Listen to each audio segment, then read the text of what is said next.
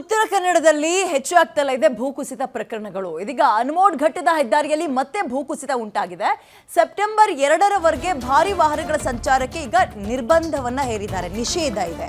ದಕ್ಷಿಣ ಗೋವಾ ಜಿಲ್ಲಾಧಿಕಾರಿ ಎಗ್ನಾಕ್ಲಿಟಸ್ ಈ ಒಂದು ಆದೇಶವನ್ನು ಹೊರಡಿಸಿದ್ದಾರೆ. ಅಂದ್ರೆ ಹೆವಿ ವೆಹಿಕಲ್ಗಳ ಮೂವ್ಮೆಂಟ್ ಸದ್ಯಕ್ಕೆ ಬೇಡ ಅಂತ.